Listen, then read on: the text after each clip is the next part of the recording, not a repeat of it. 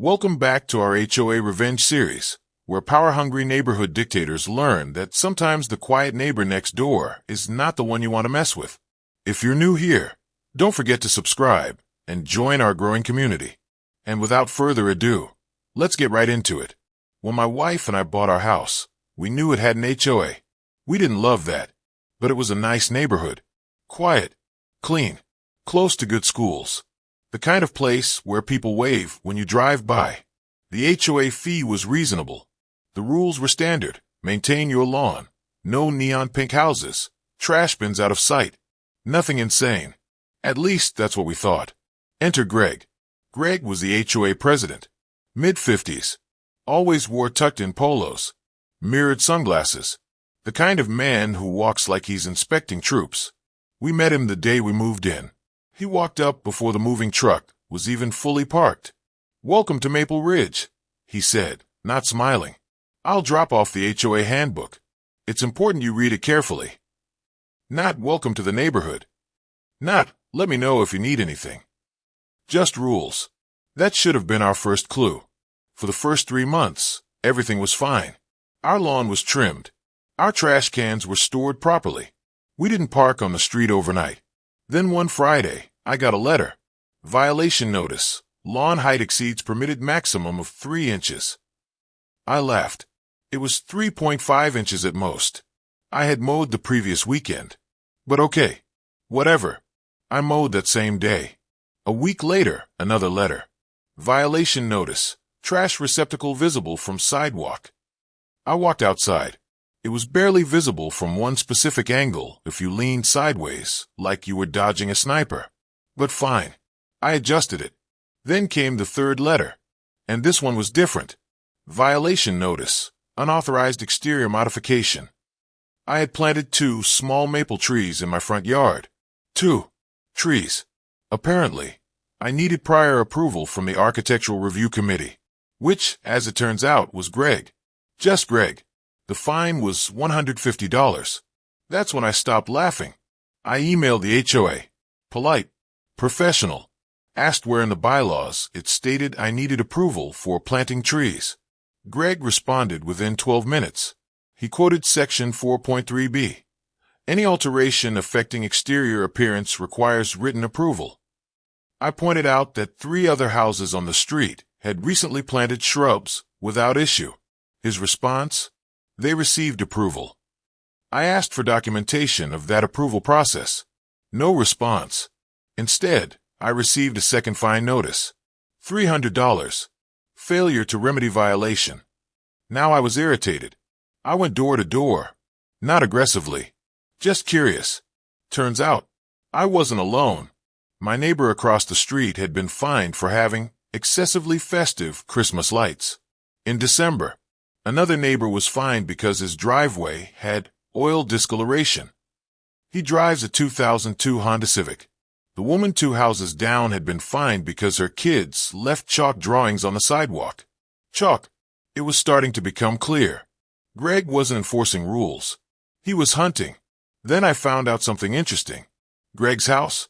Massive flagpole in the yard. Nowhere in the bylaws did it allow permanent flagpoles without approval. His driveway had visible cracks. Technically a violation. His backyard, he had installed a shed. Guess who approved that? Greg. At the next HOA meeting, I decided to attend. There were 8 people there, including Greg. He sat at the head of the folding table like a king holding court. I calmly asked about transparency and approvals. Asked whether board votes were documented. Asked whether violation enforcement was consistent.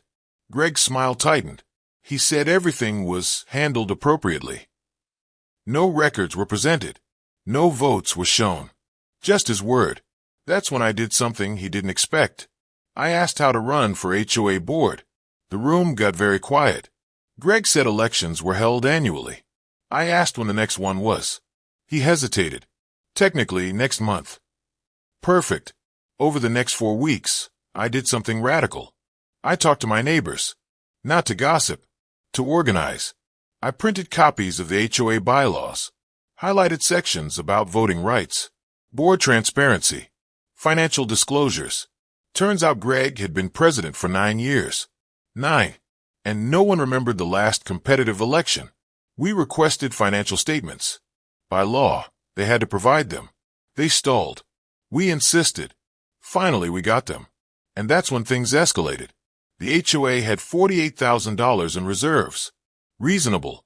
But over the last 3 years, $19,000 had been spent on legal consultations. No lawsuits. No disputes filed. Just consultations. The law firm, owned by Greg's brother-in-law. Now it made sense. The fines weren't about rules. They were revenue. And possibly funneling money. Word spread fast. The Christmas lights neighbor was furious. The chalk mom was livid. The Honda Civic guy, ready for war. We formed a slate. 3 of us ran for the board. We knocked on every door. Explained the financials. Explained the pattern of selective enforcement. Explained that the HOA worked for the homeowners, not the other way around. Greg started panicking. Violation letters suddenly stopped. He hosted a community appreciation barbecue. No one showed. Election day came. Ballots were counted in front of everyone. Greg lost. By a landslide. I was voted in. And at the first board meeting, we did a full audit. What we found was worse than we thought. Greg had been issuing fines without proper board votes. He had skipped required notice periods. And those legal consultations. They were monthly retainers. To his brother-in-law. For ongoing advisory. Which consisted of copy-pasted template letters. We voted unanimously to terminate the contract. Then we reviewed past fines. Over $32,000 collected in 5 years. Many improperly issued. We consulted an independent attorney. Not related to anyone.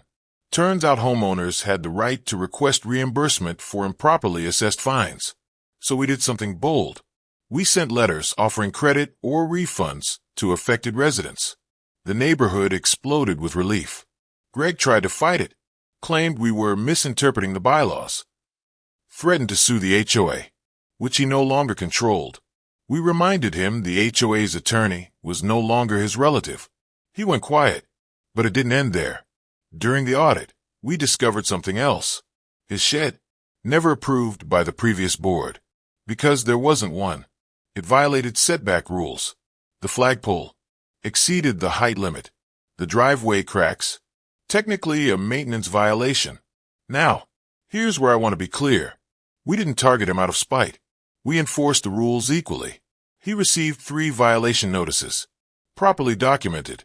Properly voted on. Given full remedy periods. No harassment. Just compliance. He stormed into the next meeting demanding we dismiss them. We calmly read the bylaws. The same ones he quoted at me months earlier. He had 30 days to comply. He removed the flagpole. He repaired the driveway. The shed. That one was tricky. It was 2 feet over the setback limit. County code issue. He had to either apply for a variance or move it. Variance denied. He paid $8,000 to relocate it. He listed his house for sale 3 months later. Turns out, he preferred ruling the neighborhood more than living in it. After he left, things changed. HOA meetings became optional, not battlegrounds.